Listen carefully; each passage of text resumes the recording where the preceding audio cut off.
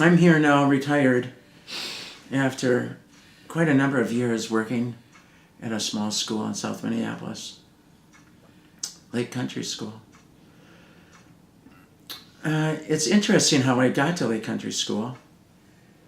You see, I was raised in a really musical family. And so it was singing at church, it was singing in school. My father had a German club that he sang with. And he often had people over, even before I was born. He had people over to the house and they sang German. And when I was old enough to be up, my older sisters, they were part of a group called from a place called the Catholic Youth Center, and they were singing operettas with a man named Father Sweeney. And so those people would be in the house. I never wanted to go to bed when those people were in the house. They were young people, and they were singing songs. And I would, even when it was time to go to bed, I would be hiding in the front hall, listening and singing along. So that was my whole childhood, growing up singing and loving it in a family that sang. And when I went away to high school, I went to St. John's Prep School, and I was a priesthood student for 3 years, but I brought my ukulele along, and I played the ukulele and enjoyed that. I went there only for 3 years, and then I ended up at St. Agnes High School in St. Paul, and for my senior year, and I was really happy to be there. I was happy to be in the company of girls and boys, and I immediately really, getting there, I made connections with other people that liked to sing, and joined the choir, and some of us got together, 10 or 12 of us got together. This was in 1962, in the fall of 1962. I'd been born in 45, so in 62 I was in my senior year there at St. Agnes. And we got a group together and we called ourselves the Misty Crystals, which was a play on a group that had a lot of people in it called the Christy Minstrels. So we had like 8 or 10 people together, and we sang at women's clubs and different kinds of gatherings and hootenannies at the time. And so that was more music, more singing. I remember songs that I sang in my senior year in the choir. So that was my growing up time. I subsequently, I graduated in 1963 from St. Agnes. And then I was just kind of, I was kind of aimless. I was looking for a job. I actually went to school, to the U for a year. But I wasn't really ready to go to school on my own, to go to the U. And I was quite of a mischief maker there. I ended up leaving the U after my freshman year with a 1.5 GPA. That's a testament to my ability to stay focused at the time. And so I got a job working at Northern States Power Company as a laborer, a job I really liked, working hard. In 1965, after my 20th birthday, I was drafted. I was drafted with my best friend Dennis, who lived across the street, and a bunch of guys from my neighborhood. We all ended up in Vietnam. I served in South Vietnam in the Army for 15 months. I had a guitar that I had somehow got a hold of in Vietnam. I don't remember how I did that, but I had a guitar, and I made up songs about being in the Army and about wanting to go home. I had this song I wrote, I'm Going Home. It was really interesting, it was a song about, I came here to work and fight and maybe to die, but no, I'm going home. And I sang it for my friends, and they liked it, and because it spoke to them. I'm going home, I'm going home, I'm going home. That was part of my song about going home. I was proud to be in the Army. I was glad of the experience. It was saddening to see how the population was treated, sometimes badly by GIs, sometimes well. But you know, it's the brutality of war and an occupying force. And I left Vietnam really disillusioned with the whole thing in September of 1967. It was interesting because by the time I left, I was really anti-military because of the whole business and the whole business of war making and the treatment of the native population. I came home and, I was never treated badly. I was never called a baby killer. I was respected for having been in the service by people that I knew or people that I met. But I came home in that September, and my sister Janet and her husband Charles were going to St. Francis Cabrini. They had discovered St. Francis Cabrini sometime before, I don't remember how long. There was a very special priest there at the time named George Gerolds, who really had a different approach to liturgy and was really well respected by the community. And Janet and Charles were singing over there. And in the late 60s, that was a time of kind of new music coming around. And I joined St. Francis Cabrini, where I still am today. I joined in early 1968. And I joined and I started playing because I took up the guitar in 63, and I was playing the guitar, and I joined with Janet and Charles in early 68 to play at Cabrini. I believe we played every Sunday. That's what I remember. We played every Sunday for a long time. And I met Carol Cannon around 1968. I was working at the cathedral. My sister Janet got me a job working at the cathedral as a part-time sacristan and a janitor in the school.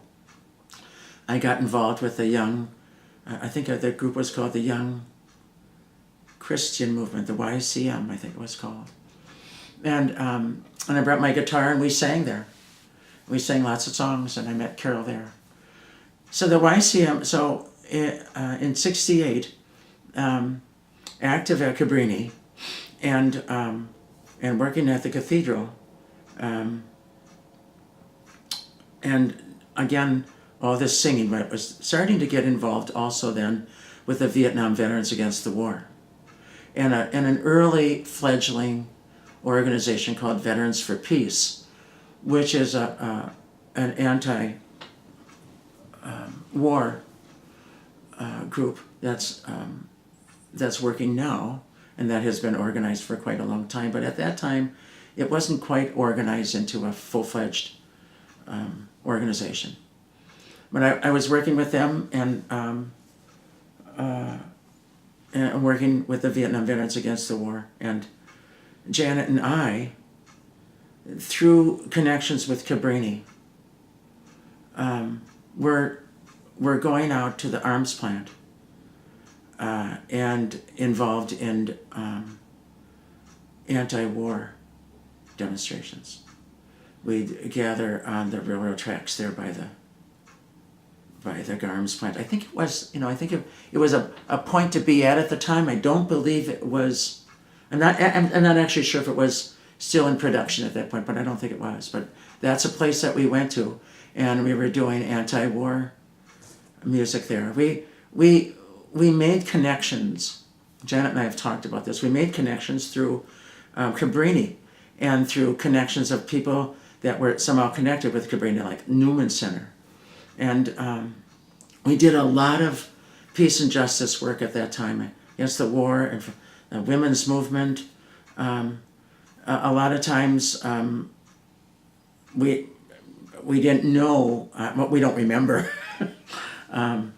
what all we were involved in. If people asked us would we play, we said yes. If people asked us would we come down to the Capitol, yes. So we played at a lot of different gatherings doing peace and justice work at the time. We met some people at Cabrini at the time in 68, 69, Charles and Ann Morris. Charles and Ann Morris were people that were involved with or working for a group that was putting out religious education for children. And we gathered some other musicians that joined us. A woman named Meg Reed, a young woman named Claudia Swingley. The Swingleys were longtime members of Cabrini. Claudia played with us, and Carol was a part of that group. Roger Zabinski was a part of that group. Mike Wagner for a while. So there was a bunch of us that worked together, and working with Charles and Ann Morris, we produced a record in 1969 called Glad Songs, Glad Days. It was really a great collection of music, reaching out to a diverse group of people, songs about peace and justice, about rights, about connecting with people. It was really a great album. I'm on My Way is a song that we did that was on that record. You Gotta Look Hard. I wrote a song for that album called And It's Love. And it was the first time I started using words that said things like, bring to Christ the best of us. He's our brother and our God. It was a new way to speak for me about religion and about theology. In 1968 also, we were invited to sing at Northrop Auditorium for a gathering for Gene McCarthy. And we opened. It was really quite extraordinary. We opened singing songs maybe for 15 or 20 minutes. We opened for Peter, Paul, and Mary, who were there to do music in support of Gene McCarthy. That was a big day for us. It was a big thing for us. Like I said, we were doing a lot of peace and justice work. I want to go back just a couple of years now, even though, I'm sorry. I'm a little confused there. So that was in 68 and 69. So, I continued to sing at Cabrini. That with the writing of that first song, I started doing a little bit more writing. And we did, I would write songs for the group, different things I don't remember so well now. But also, it was a time when we were using really secular music in the worship. We sang things like, in those days, in the late 60s and the early 70s, we were singing songs by Judy Collins. We were singing Open the Door and Come On In, a song for Judith. We were singing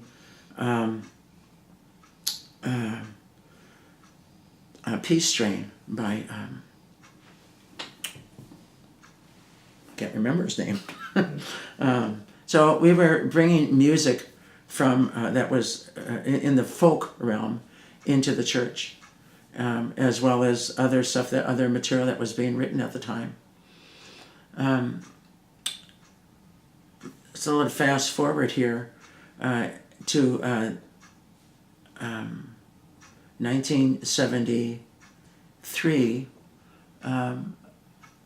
Carol and I had been married in 1970, and I was working at a Montessori daycare center in the inner city in St. Paul, at Dayton Avenue Presbyterian Church. And I was working as an assistant teacher. And I became really, really interested in the Montessori method. And in 1973, Carol and I traveled to India. And we both took the training in India, the Montessori training. It was a training to be a primary teacher. So in Montessori lingo, that's called the children's house. Children's house is an environment, a prepared environment for children 2.5 to 6. And we took our training in India. Carol took classical Indian dance, Bharatanatyam, and I studied the sitar while I was there. It was funny because sitars are typically played right-handed, but I was left-handed, so I found a man in town who would make me a left-handed sitar. But meanwhile, I played right-handed and learned how to play right-handed until my sitar was ready. And then I took up left-handed sitar. And of course, he said he'd never, ever make another left-handed sitar. There was so much work to figure out how to do that. It was an extraordinary year being in India. Besides taking the Montessori training, which is really an extraordinary pedagogy. There's a whole different approach to education for young children. But besides that, we made friends with Hindu people and with Anglo-Indians who we subsequently played at their wedding. Carol and I did play at some friends' wedding that at that time they were Anglo-Indians, Peter and Celine Flory, and we went. They took us places where we could observe and take part in dancing and singing.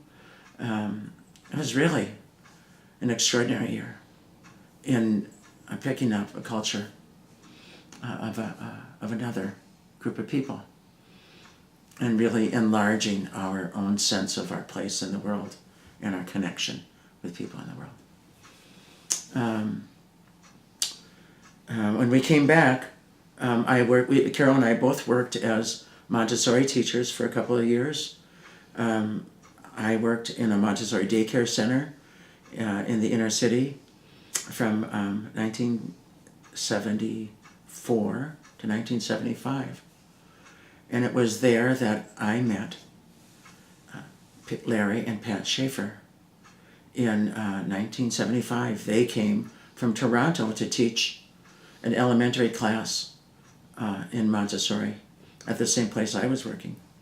And it was in 1975 that this group, Janet and Charles and Carol now was in the music group as well, and we were asked by some people to play at a Montessori conference in Minneapolis. It was a national conference of people in Montessori education, and our group was asked to play at that by some people that knew us.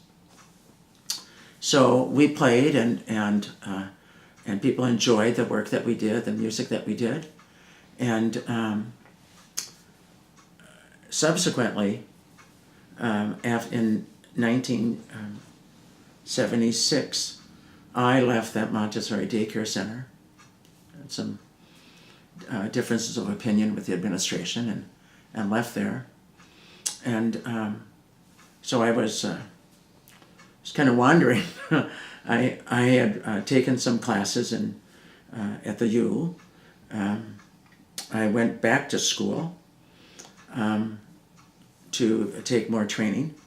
And in 1977, in January, Pat and Larry came to me and said,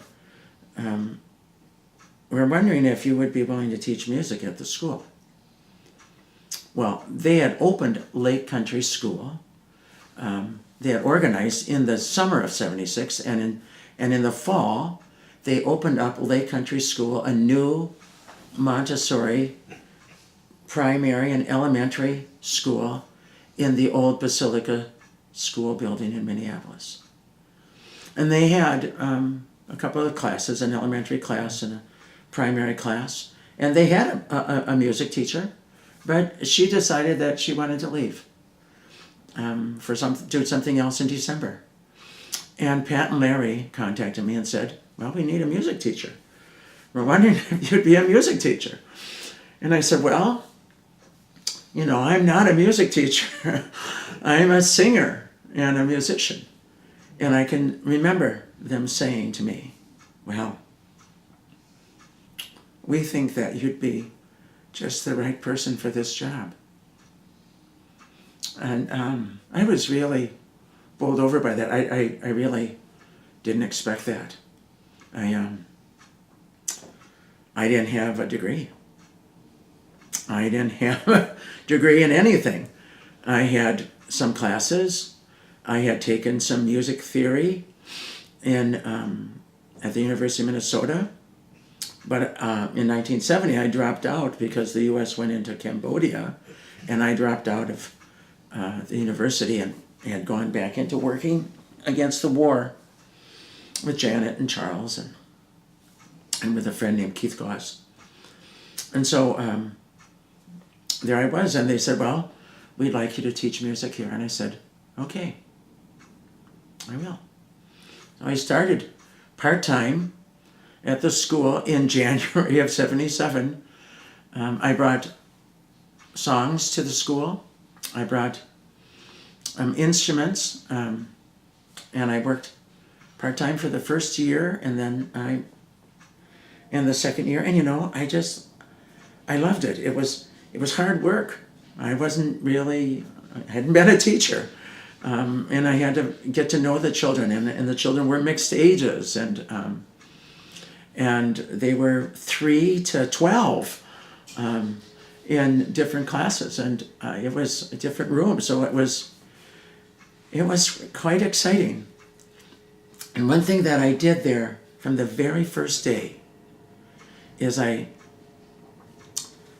sat in the hallway and sang when the children left school at the end of the day, and that became something that I did all the way through my years at the school. For 40 years, I sang in the hallway, and the reason that I sang in the hallway was way back when I was in elementary school at St. Vincent's in Frogtown.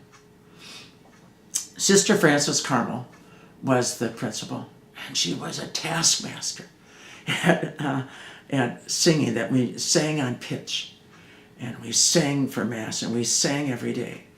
It was wonderful. But at the end of the day, every day when we left that school, we walked in lines, and we walked out of that school to Sousa marches. She put records of Sousa marches on the record player, and the doors would swing open, and we'd march out. Da da da da da da da da da da da da da da. Sousa marches, and that's what I remembered when I got to Lake Country School. We marched out to Sousa marches. We could hear that music for a block or a block and a half going out of the school. I loved that. And that's what I brought to Lake Country School. I brought a dulcimer. I don't know if you can see it. I have dulcimers on the wall here. And I brought a dulcimer, I brought my guitar, and I sang songs. So part of the music that I developed at the school from early on was singing. And we didn't have a choir. I didn't have a choir. I didn't have a chorus. But we had community singing.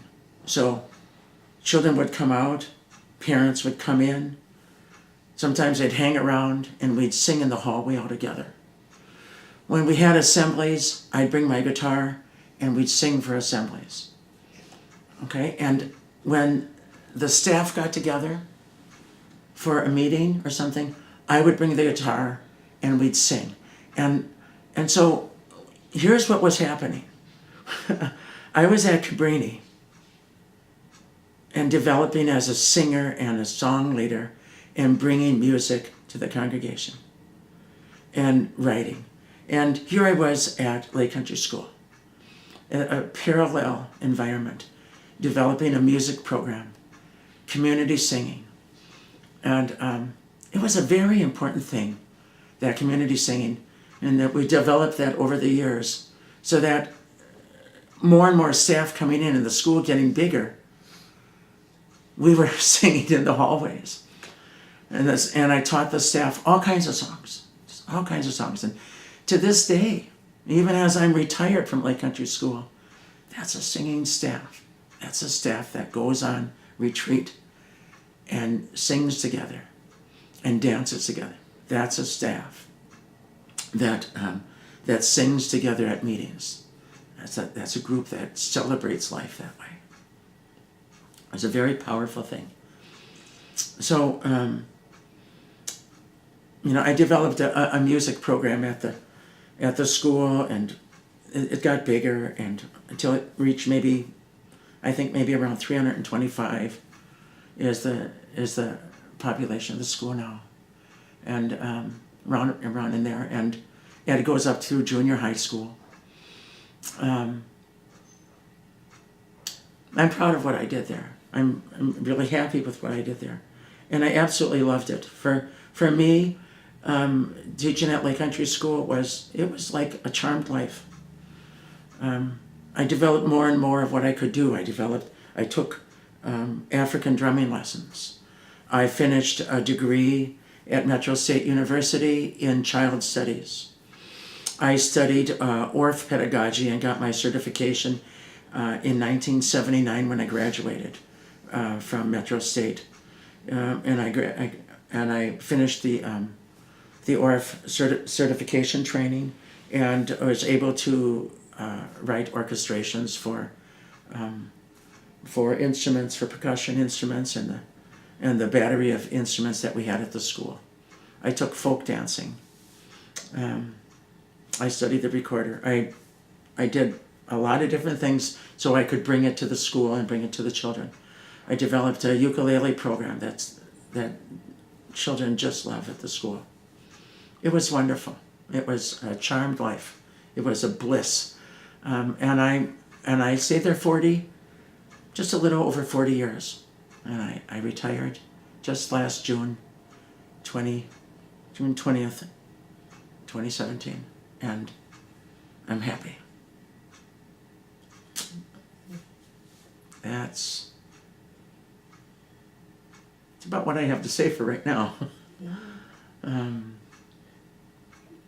It's not common for somebody to have one activity that glues together his whole life.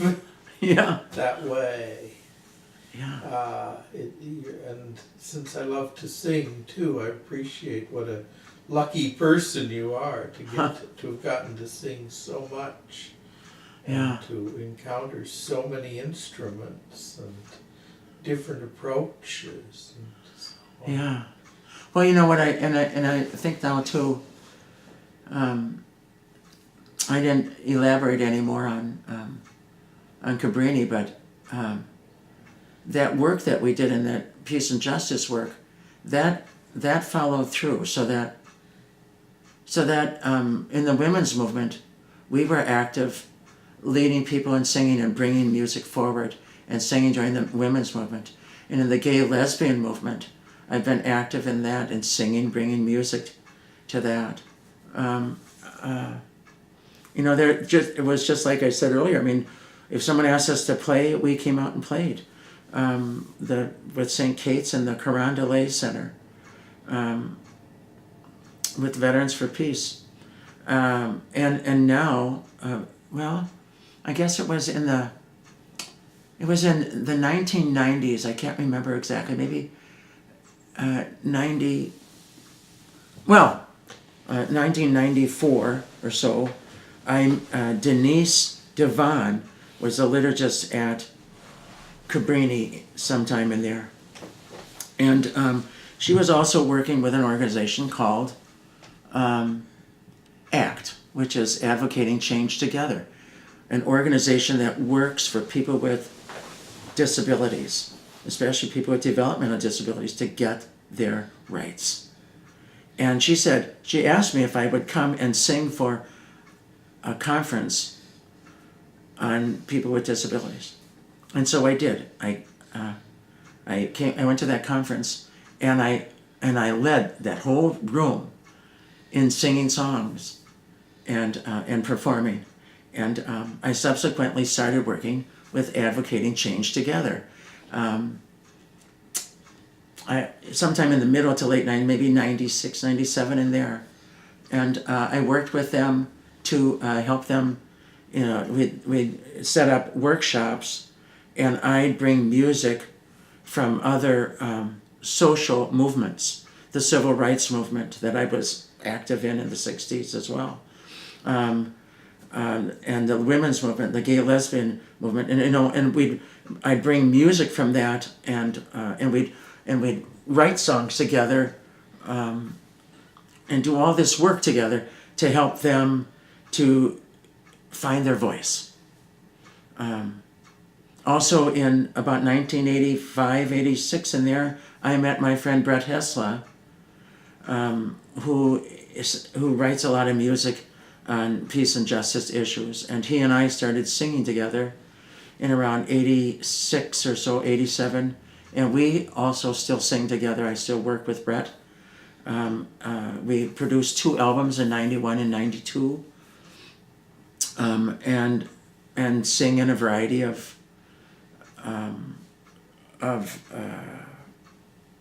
situations in peace and justice issues.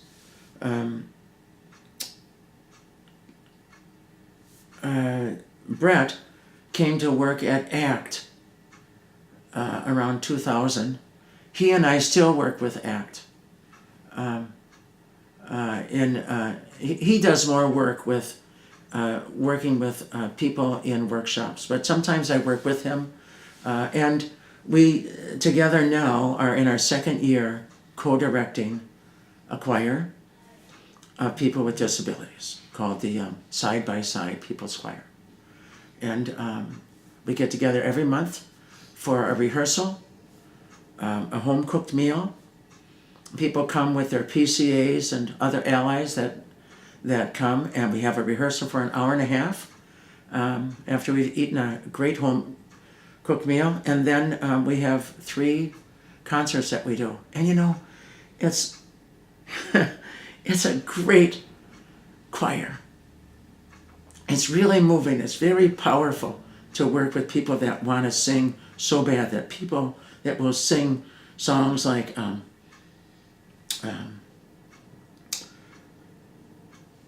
we know our rights in the ADA.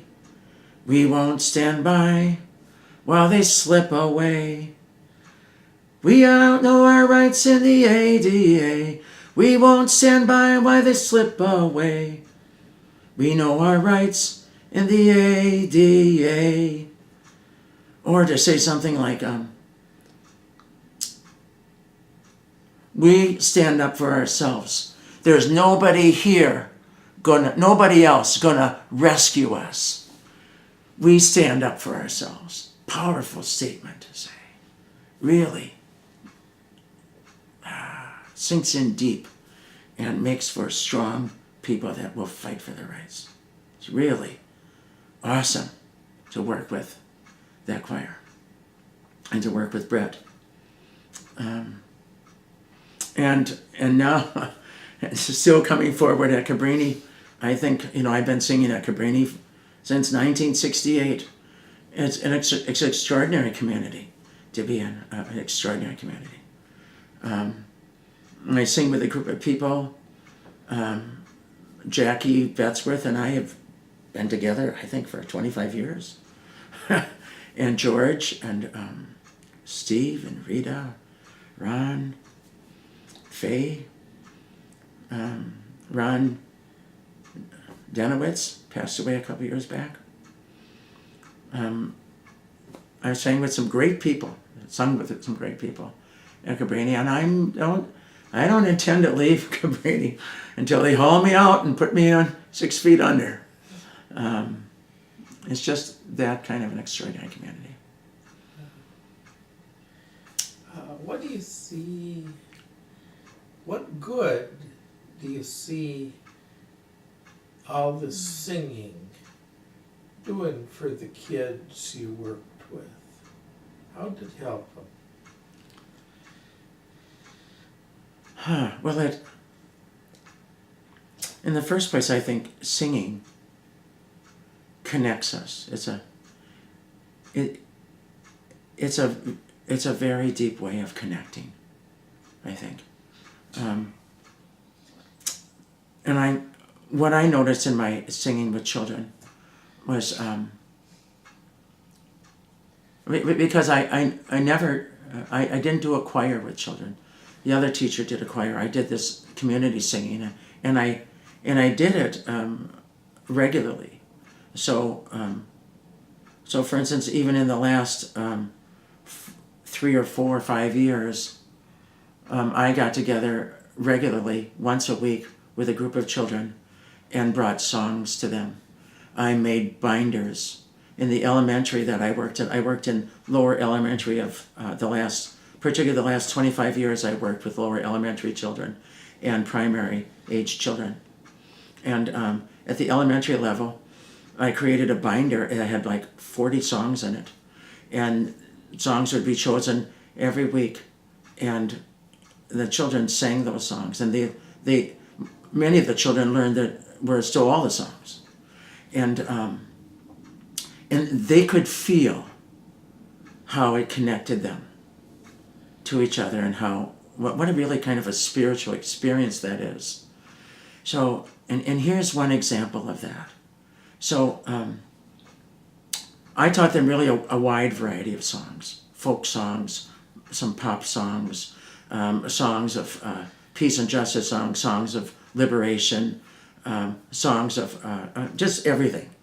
So one song that I taught them a couple years back was a song that was quite popular by Kainan, a fellow from, I think he was from Jamaica, who sang a song called The Waving Flag.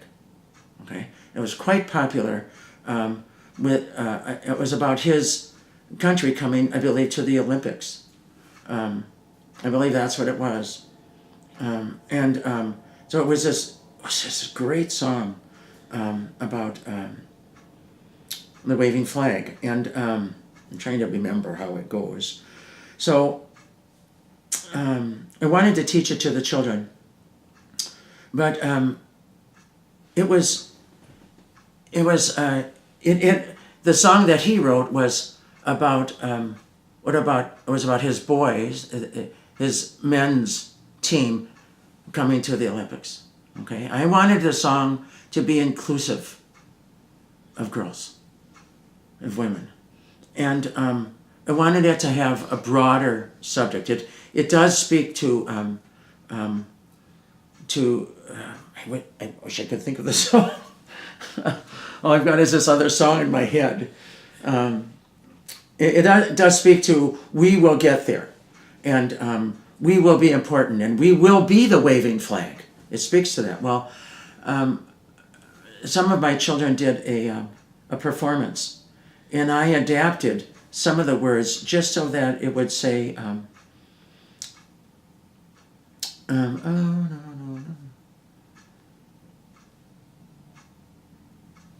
So that it would say, we celebrate the world we celebrate every boy and every girl. I wanted it to say that because I wanted the children to have this sense that that as educators we love them and we care about them, and they are going to be the flowers that grow, and they're going to come into their own, and they will be the new leaders. And so when we get together to sing, at some point, some of the kids started to, on a repeat part, they'd start to clap on the beat. Oh, oh, oh, oh, oh, oh, oh, oh, oh, oh, sort of like that, just on the repeat part. And so we'd be singing the song, when I get older, I will be stronger. They'll call me freedom, just like a waving flag. So wave your flag, so wave your flag, like that. So in the first part, we'd work up to it. We'd get to that repeat part, and they'd start clapping. And then, on the next part, they started jumping, but they all figured out how to jump in synchrony. So they'd be jumping and clapping and singing. And their spirit was so strong, it would bring tears to your eyes to see them, because they embraced the words. It was deep inside, and they knew it, and they smiled. And when the song was done, they were quiet for a little bit. And then they just started laughing. So, it does that. That's what I would say. That singing does that. It just goes deep down and connects. It's probably not the only thing that does that. I'm sure poetry and dance and a number of things do that. But that's one thing that singing does. We feel it when we're open to it. It goes deep down. And I'll tell you it reminds me of one other thing. This is not about children, but this is about the staff. So I told you earlier that the staff would go on retreat and sing. And we would sing, and we would celebrate, and we would stay up all night, and we'd dance. It was extraordinary. Well, it was one time that we went out to Wilder. And we had, it was a Sunday morning, and it was the morning that we had been there Saturday night, and it was the morning that we were just going to go have a little review about what we had done, and because we would do some creative thing, some art thing or music thing together, and then we'd celebrate at night with singing and dancing. And it was around 1990, I believe. Anyway, I had come back from a conference that Janet and I did in 1988 in Greensboro. And I had brought back a song called Fly Away Home. And it was by a group called Diana Earth Mission.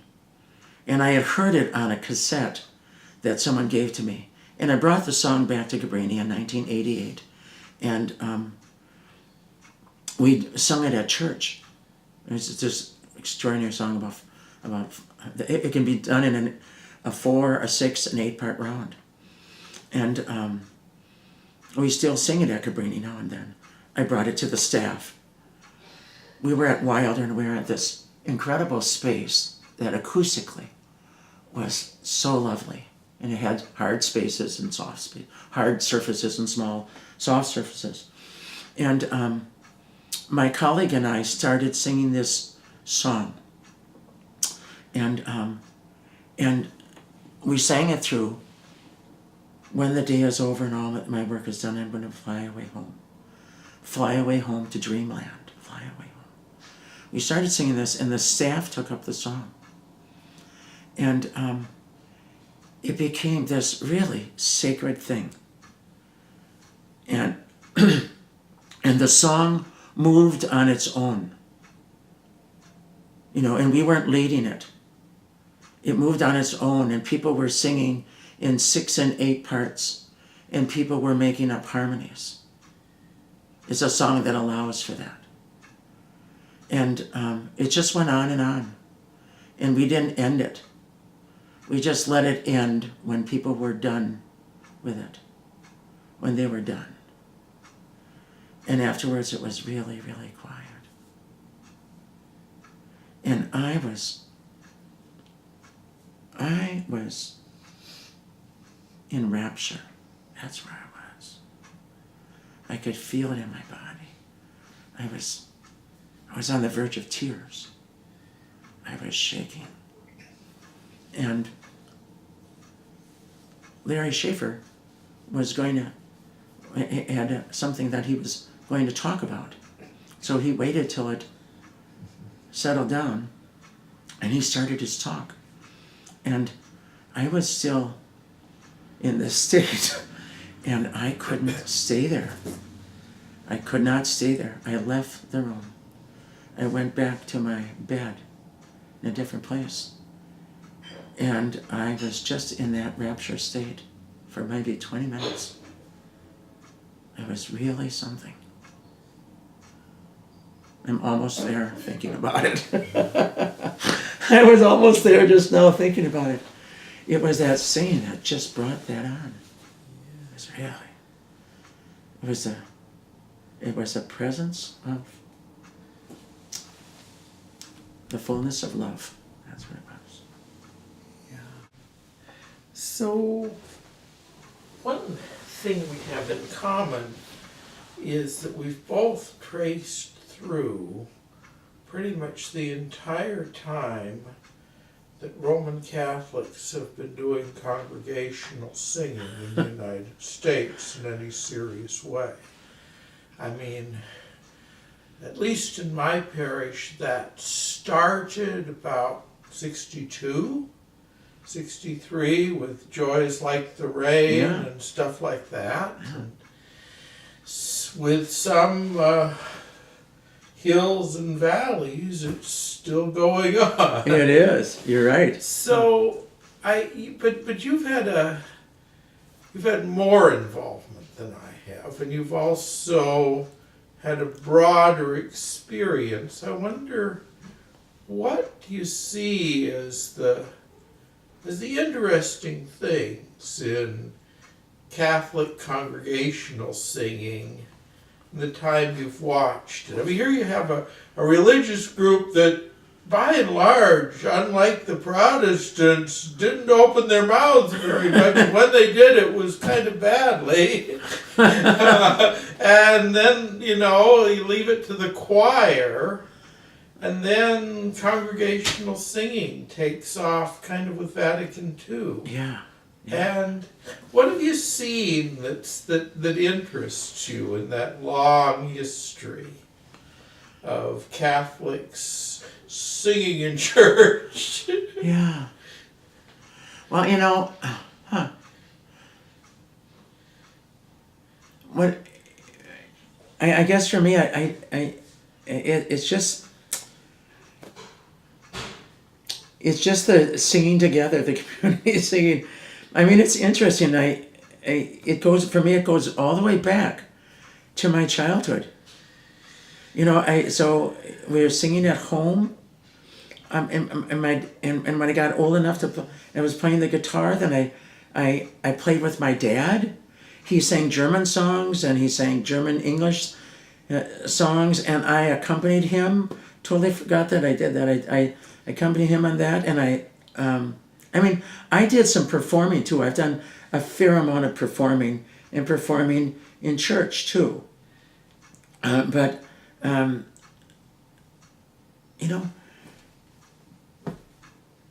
all the way through grade school, we sang in our chairs. That was the music program, was singing. And then we sang every Sunday at 8 o'clock Mass. And somehow, I guess another thing I could say, I guess, is thinking about it now, it must also be that I recognized in those times when I was singing at home and the kids were there from the Catholic Youth Center and they were singing harmony, and I realized that I could hear the harmony and then I could remember it. I don't think I did that consciously, but who knows? But this is what I know, is that after a while they all went home. They all go home and they come back. They all go home, they come back. And I'm singing all these songs, and then I pick up the ukulele and I can figure out how to play the song. I don't need anybody to tell me any chords. I can figure out how to play the song. As a matter of fact, when I was a kid, we had a baritone ukulele, which is the largest one, like a really small guitar, and it had a little contraption, a little button thing you put on it that had the names of the chords, sort of like an auto harp. And when you press down on the button, on the C, then something came down and pushed the right strings down to play a C chord. So it had like 4 chords like that. Well, I used that for a while, and then I just looked at it and figured out what strings were doing it, and that's why I picked up the ukulele right-handed and started playing left-handed, because I'm left-handed.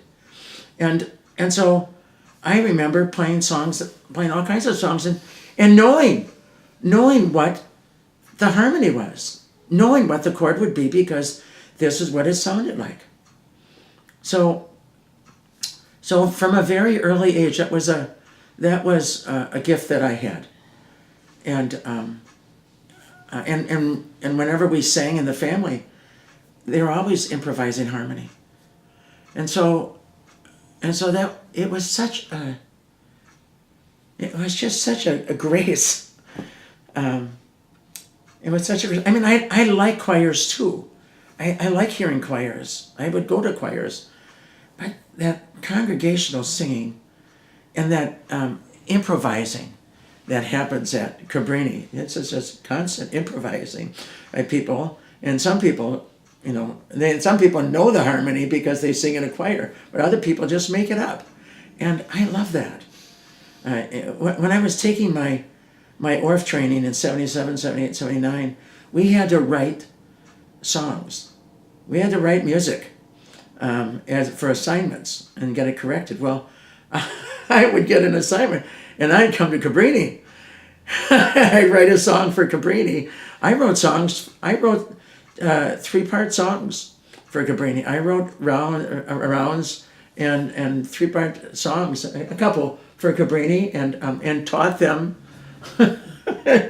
At 9 o'clock when it was time to start, I would teach the song how it would go, and so it gave me also a place where I could work with some different ideas. I always had an interest in really diverse music and music from all different cultures. So I was hearing in pop music, I was always hearing all these different ways that music was put together, and the voicing and the instruments. So that was interesting to me. So that's what I'd say about that.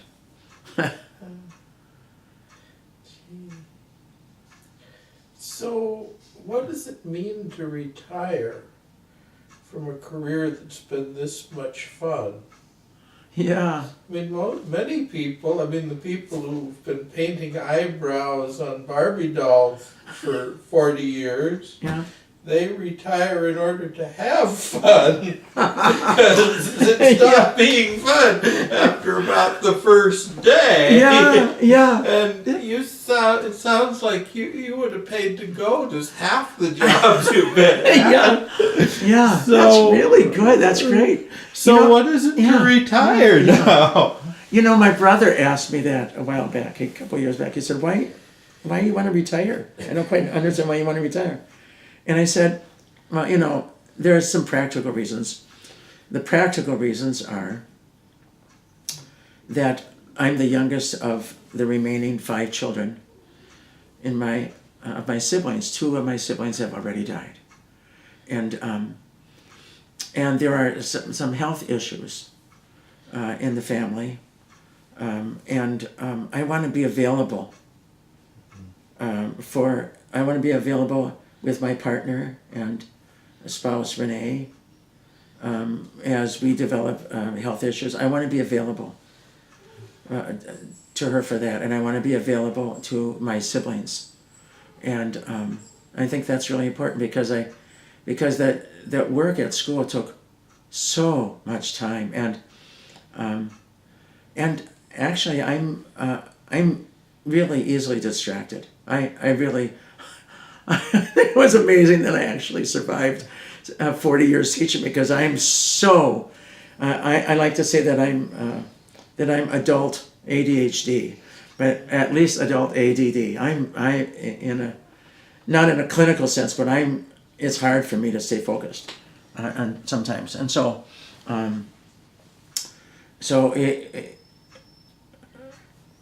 and I already lost my train of thought there. So about retiring.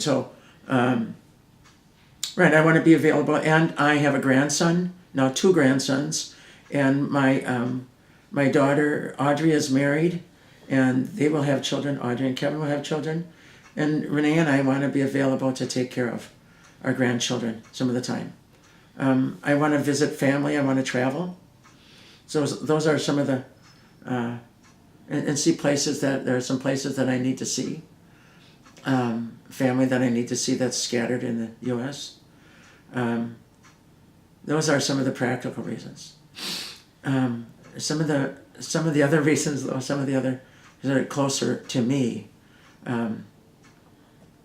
is I've made up a lot of music at Cabrini.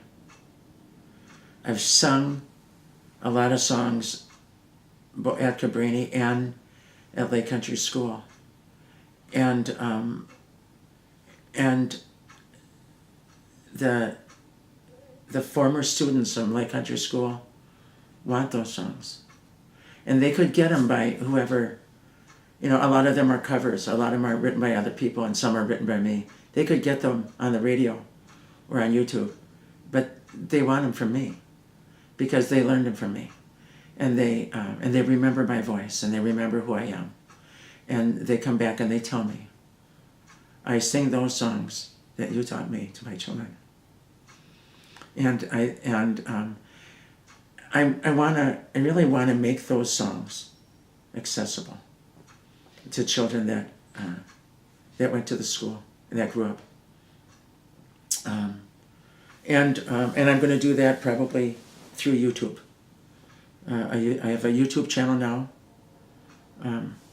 that I'm starting to put material on, putting songs on.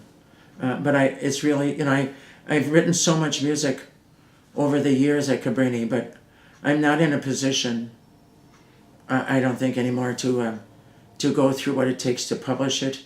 If I could even get it published in this day and age, if I could even get it published and get it to a wired audience, I'm not interested in that. What I'm interested in is getting the music out that I wrote and made up to a larger audience so that they can have it.